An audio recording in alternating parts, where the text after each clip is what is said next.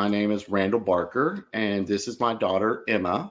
Hi, I'm Emma Barker, his daughter. And so, thank you for joining us live. We're here to talk about, I guess, diabetes, of Yeah. course, but how I think the topic of the discussion is how diabetes hits different. And the thing, we'll get into that, but Emma and I are both, well, first of all, Emma's my daughter, and we both have type 1 diabetes. And so, first, me about myself. My name's Randall Barker, and I live in Texas. I've been a type 1 diabetic for 31 years now. And this is my daughter, Emma Barker. Hi. Okay, so I'm Emma. I have type 1 diabetes as well, along with my dad. I was diagnosed when I was about like 10 years old, and now I'm 19, about to turn 20 in a few days.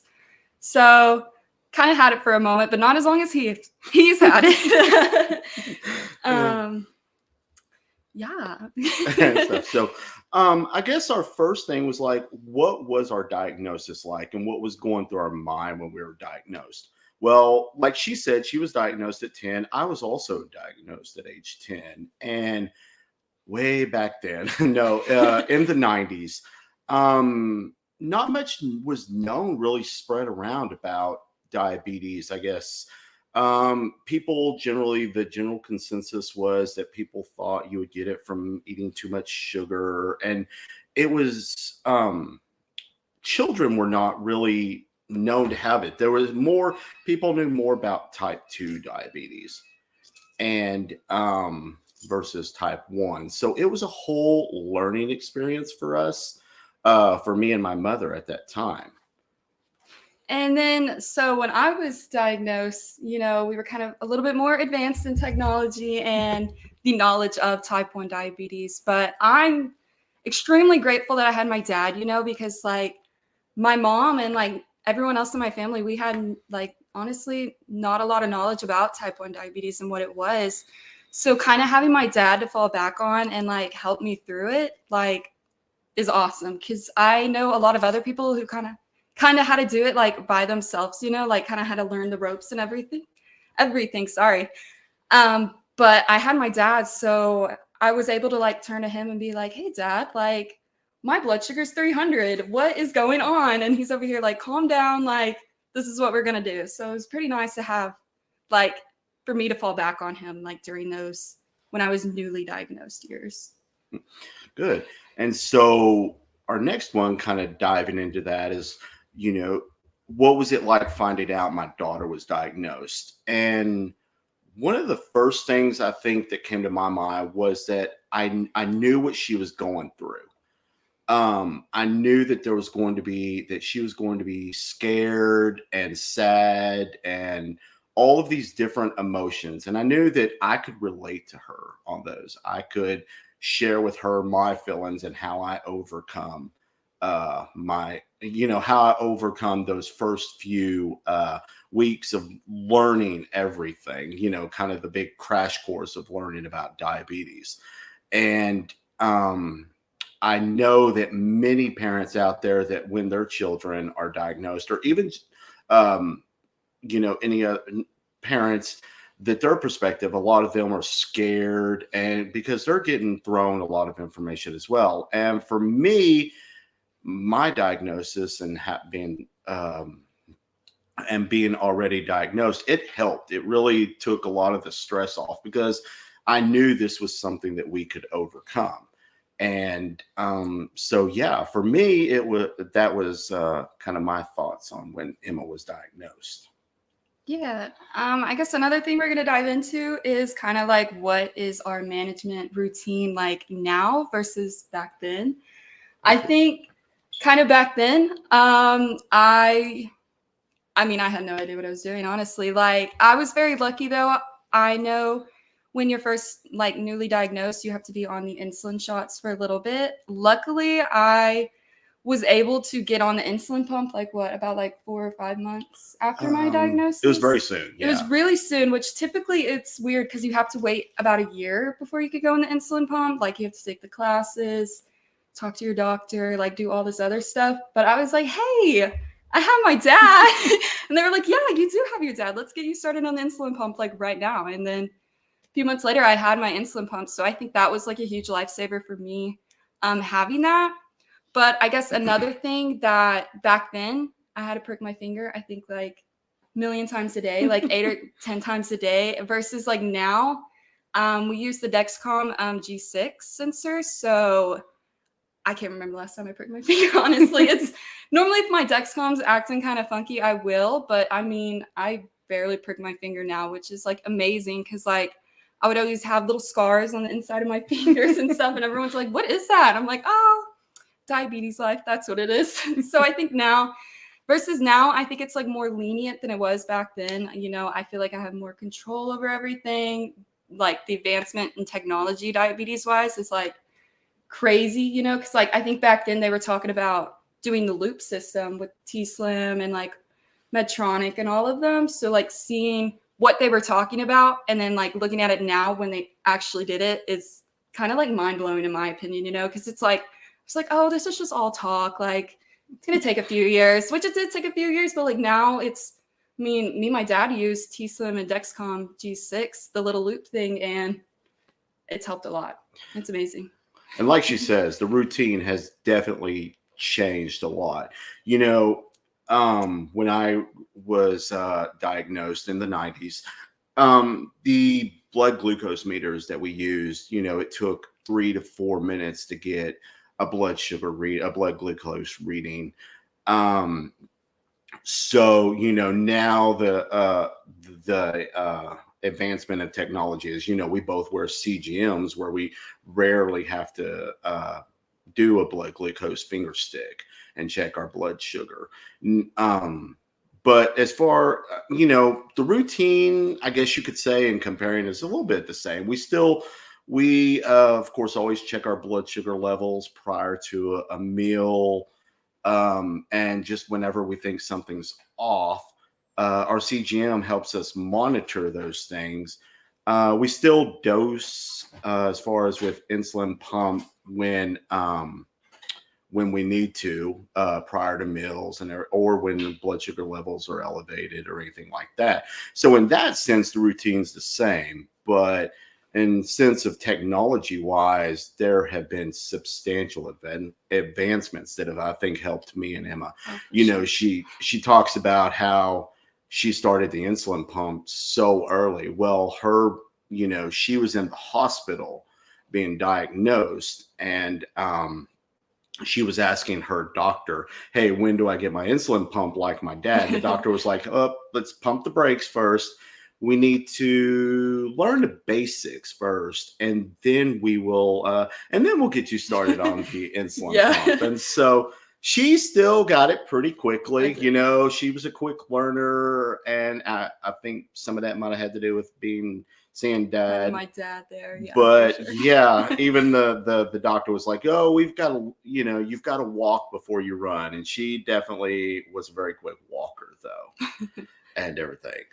Let's see, moving on to our next thing is, and we kind of just spoke about that, is what devices and support tools do we have then versus now? And I guess I can talk about that. It's like some of the technology, you know, when glucose meters that took 4 and 5 minutes to do a blood glucose reading, those I think exist now. Yeah. Whereas we have instantaneous readings through CGMs and meters that give you a blood sugar reading in seconds now.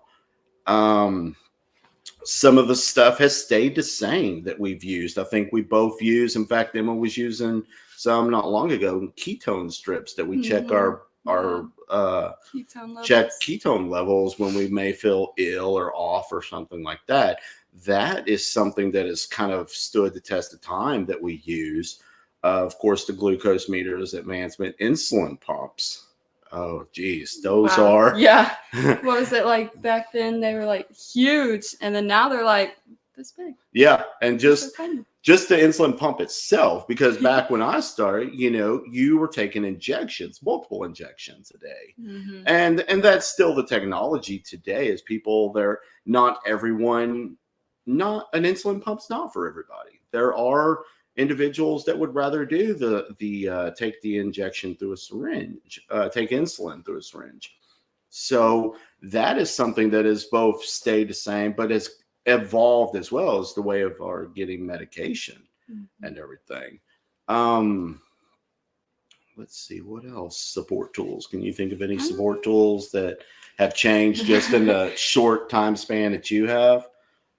Honestly, I would say probably like the insulin pumps, like how they're doing the loop. I think that's my favorite thing in the world. That was an experimental thing sure. when you were early diagnosed 10 years ago.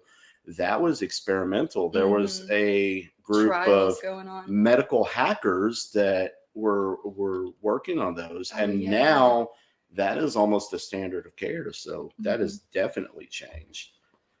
Let's see. Was there a moment that you experienced that made you realize diabetes was different than before?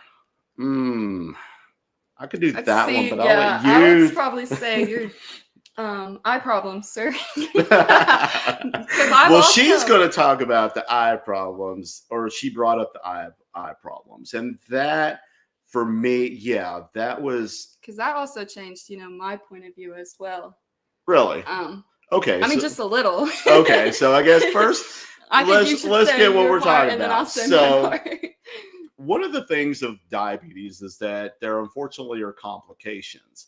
And so, diving back to what I said earlier, I've been a type 1 diabetic for over 30 years. And it wasn't until it actually popped up 5 years ago that one of the complications, diabetic retinopathy, reared its ugly head around me. I had to have eye surgery.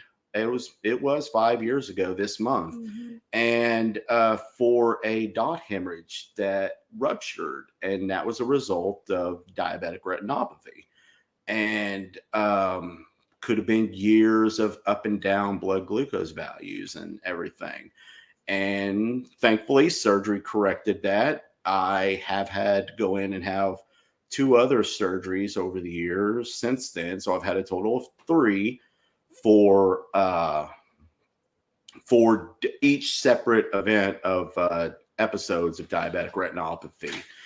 And but yeah, so for me, that was really the eye-opening thing. It was the complications have finally caught up with you, and it was really eye-opening to say that I needed to really get a handle on and be, try to start taking better control and hopefully make up for some years of just leaving diabetes to the wayside. What about for you? What'd you I think for me, like, seeing from that point of view, because I've only read about this stuff, I haven't really experienced myself, but I have experienced it through a family member. So hearing that my dad kind of was diagnosed with that, and then seeing that, diabetes was also kind of one of the big causing factors of it. It was first made me think, I was like, okay, I really need to get into control of my blood sugars then, because they've been kind of wacky too. But second of all, kind of just I felt kind of scared for him, but luckily everything in the end turned out okay. But I think just, thinking about it, it's makes me think of how I'm taking care of my diabetes, because there are some days I slack a little. There are some days where I'm like, you know what, I don't even want to do diabetes today. But I mean, you have to do diabetes. It's a 24/7, 365 type deal. So, just kind of witnessing that through my dad and going to the appointments with him and taking him to surgery and seeing him after that. I mean, it was scary, but I'm thankful you're okay. Well, thank you. And that's nice. It's good. It's something good came from the bad. If it helps her kind of open up her perspective of things and to go in there and take better care of herself, along with me too, well then that's great. And then it's something good came of something bad. And so I'm happy for that. Let's see. What is our next one? Is that what is something we wish we would have known at our time of diagnosis that we know now? Um, I'll let you I tackle think that. for me, just how much of like, I mean, because when I was diagnosed, I was young, so I was like, okay, I got this, like it's gonna be okay. But like once, like after a few weeks, it all sets in, and it's just like, wow, I have to live with this for like basically the rest of my life, kind of deal. Like hopefully they'll come out with a cure soon, but I mean, it's still in the works. So I think what advice I would give like for today for people newly diagnosed, that I mean, it's going to be okay. I think mentally it took like a big toll on me personally because, I felt alone, but I also still had my dad to talk to and like everything like that. But then I started kind of like opening my horizon, and I started, because I wanted to keep my diabetes to myself. I didn't want to like tell everyone I had this disease. Like a lot of people were like, oh my gosh, you have diabetes. You like ate too much sugar, or like you just didn't care about yourself, like stuff like that. So I wasn't really prepared to share it with the world. But I think like once I realized, it's going to be okay. I mean, I got this, like, this is a part of me now. I think it's kind of when I started opening up, and I started like, I've met so many people through all these like diabetes organizations. I have so many friends that I still talk to like daily. I think just everything's going to be okay, like just open, like it's okay to open up about it, but it's also like okay to keep it to yourself too, so like whenever you're ready to take that step and just be like, share your experiences, everything. I think it was a good thing for me. Like it helped a lot mentally, and it helped a lot, like makes me want to like take better control of my diabetes and be like better diabetic and stuff like that. So I think that would be my Yeah, advice. and I think you opened up a good point. Is that there that is an aspect that I wish there were the that I wished I would have known, that I've grown over the years and have seen and stuff, is that there is a mental aspect to the diabetes, and it's not always, not always great thoughts and things, and that there is support out there. It's okay to reach out to your medical provider, to reach out to get help, to talk through and have a discussion about, hey, I'm feeling down about this, or I really just struggle sometimes with, some of the mental aspects of diabetes. And what I wish to probably would have known sooner is that, you know though that support is out there, you have to just reach out for it. It's not going to just come to you. But I think her and I had a great experience, whereas that I can maybe recognize when she's going through those little periods of feeling down, and we can definitely reach out. And if we need to expand on something by going with her doctor and kind of opening up that avenue of mental health, um, help help with her mental health, then we go that avenue. And I think we're both open to that Yeah. and stuff. And I think that would be kind of dive into our next one, is what advice do would I want to share with people who are newly diagnosed, and that this is not diabetes is not it's not a sprint, it's a marathon, and there are going to be your highs, your lows of both blood sugar, but emotions, just everything. And it's, you know there's help out there, there's support, um there's a community, there's a whole, I think the diabetes online community, um that is out there, they are there to kind of help support each other. And all it takes is just opening up, reaching out, and getting that support. Do you have any advice that you I would think I'll have? probably, ring in on that. Just And yeah, kinda... good elaborating. Yeah, so, and like Emma mentioned, is that she has friends. We both attended a summer camp that was devoted strictly to diabetics, children with diabetes, from I think it's I the think age 5 to 18. all the way to 18. Yeah. So And this camp is Camp Sweeney. Give them a shout out, in Gainesville, Texas. It is a life changing experience that Emma and I got to both experience. And we both have friends that we still talk to this day, that we met at that camp. Now, mine are much older And Emma would just recently complete, we're aged out of the camp. And Yeah. so, but we both have friends, and we have those friends that we reach out to in our times of need and stuff. And so that kind of goes back to what I was saying for the advice is that, there are the highs and lows, and reach out for those times when you need help. Mhm. So I'll let you lead with the next one. So for our last one, in your words, how do you think diabetes is different today? Let me think about this one. Do you want to go? Okay, I'll go. Diabetes. Well, from what I have learned prior to when I had diabetes, but when I was fairly new, is just the technology itself has changed. And I think that leads to a better advancement of treatments that we have.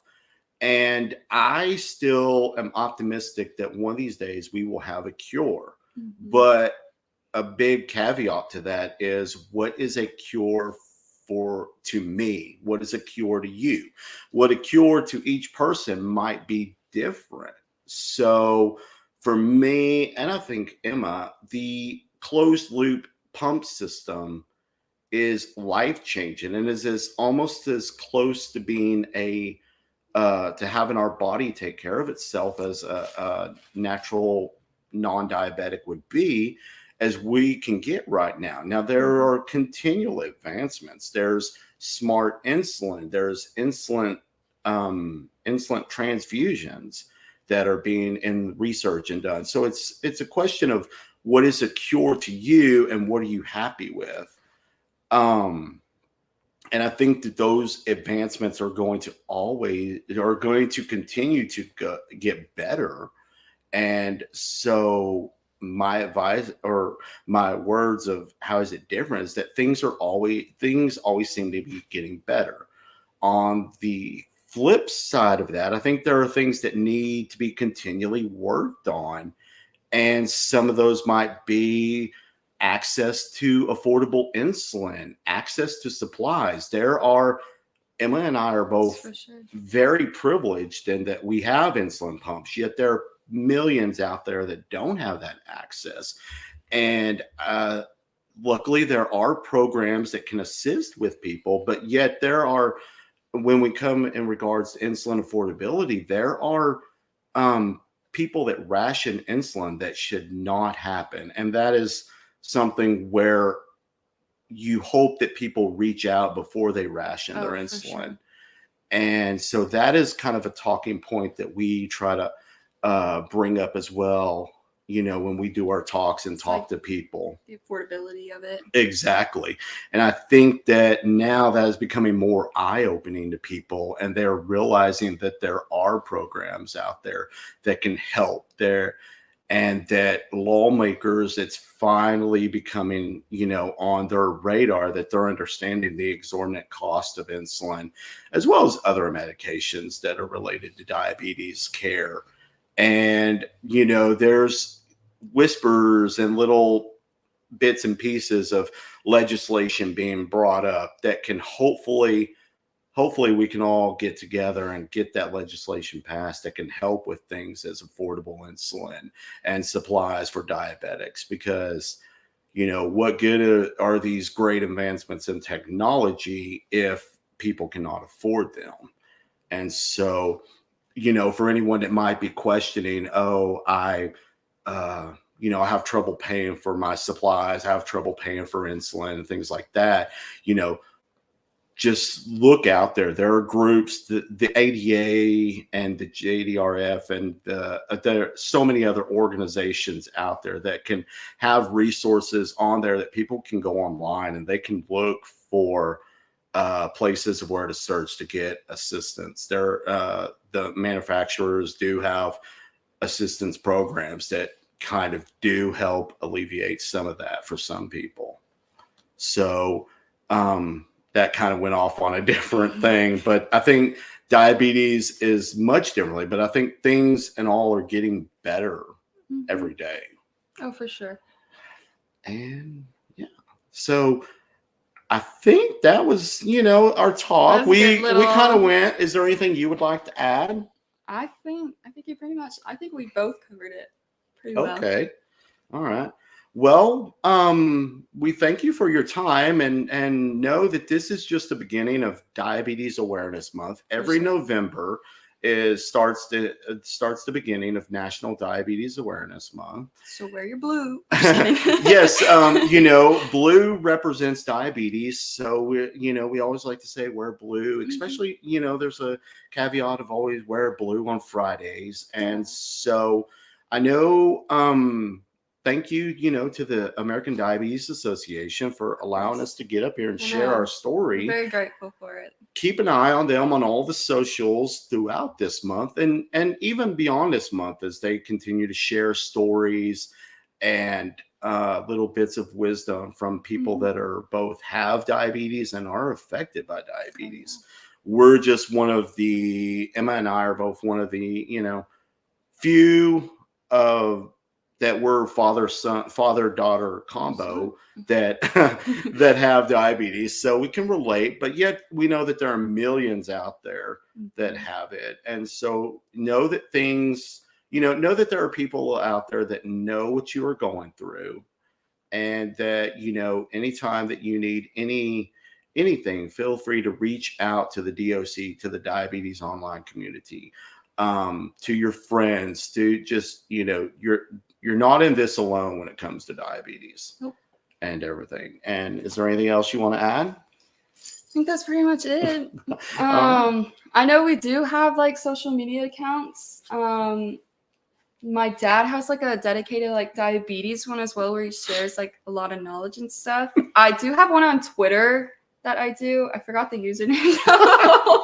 I'll tag her. But So I am on all the socials as Randall BT1D. So that's Randall RANDALL, B as in boy, T as in as in tiger. Tom, 1D. Yeah. And I'm on Twitter, Instagram, and Facebook as well. I'll tag Emma on some posts so you can follow her as well. As Yeah. she is currently a college student for at Arizona State University, and so she can give a perspective that people might want to follow of a college student, and also working, Yeah. and how that affects her. And yeah, so we thank you for your time. Is there anything else you want to add I'm good. real quick? I mean, I'm forever grateful for being on this. I love talking about diabetes and everything, since I do live with it. But no, I just want to say thank you again for everyone that listened in on it and, took the time to watch me and my dad talk, even though we talk from one thing to the next to the next. But I promise we have good information. We really do. We go down a lot of rabbit holes, but we love to talk about this. We Mhm. love to use our diabetes to connect with other people. And so we're out there on the socials if you want to connect with us, and we can go from there. Otherwise, we hope everybody has a great day, and thank you for joining us. Yep. Thank you guys.